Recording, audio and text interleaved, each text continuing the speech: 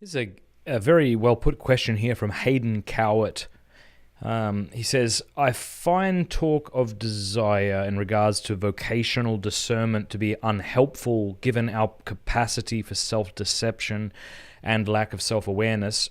How can we responsibly talk of duty, freedom, and desire in, what does he mean there, Discernment. Discussion, discernment? Okay. Right, yeah. So really excellent point. Just real quick, I mean, this is something I dealt with when I moved to Steubenville. Like, I don't trust myself because I'm excitable and restless. And so when anybody brings up a new idea, like, I love it because I'm restless and something new is great, and I'm excited. So it easily kind of excites me. You know, I was joking with my wife. I'm like, now that we've moved to Steubenville, like, if she were to turn to me and in all seriousness say, maybe we should like buy a shack in Wyoming and just, I'd be like, I mean, maybe maybe a novena, like I worry about my own ability and capacity to discern things.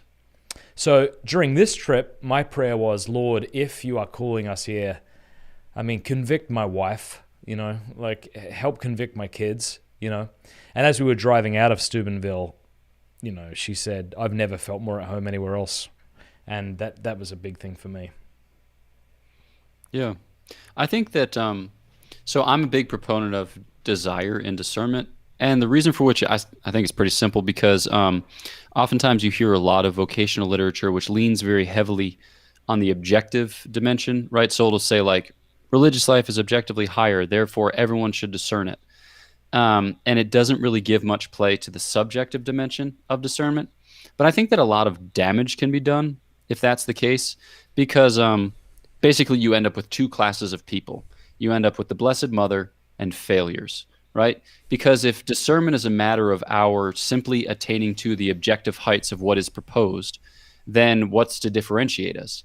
But God is actually giving us different graces, right? So God has different plans for different human lives because he doesn't want like a bland egalitarianism. He wants the church to be built up by a variety of kind of harmonious voices or symphonic voices or, like a rich and kind of textured palette of different hues, to like mix some metaphors. And as a result of which, I think that we need to be able to register how God is communicating to oneself personally. And if you say, like, God created me this way, right, then I should take my cues in part from how he created me, because it wouldn't make sense for God to, like, kind of mock up a blueprint of how he intended my life to go. And then when he gives me, as it were, my vocation, he completely scraps that blueprint and builds something entirely differently because it calls into question the wisdom and goodness of the blueprint. So then the trick, I think, is finding out how really to grow in desire. And there, I think, you mentioned duty, freedom, etc. I think that's part of the story. And I think that those things are in dialogue with desire. So desire needs to be healed and it needs to be elevated. And when it is healed and elevated, by virtue, I might add, then we can begin to trust it more.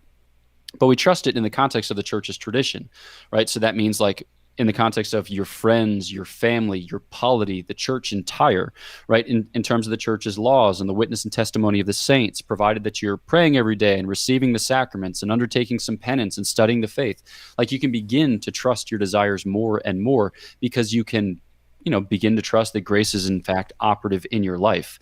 So I think it's something that that really is to be conducted over the course of the life. And if we were to treat it only in isolated instances or at crisis moments, then I think it's basically impossible to know.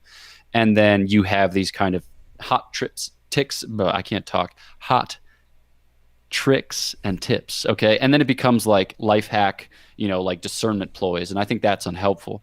So I think it is a contextual claim, and Hayden's good to point it out, but I think, yeah, it's still worthy. Thank you for watching this clip. You can click here to watch the full episode. And I want to say a big thanks to our sponsors and to our amazing patrons for making all of this possible. Please do us a favor before you go. Click that subscribe button and then the bell. And that way YouTube will be forced to let you know every time we put out a new episode.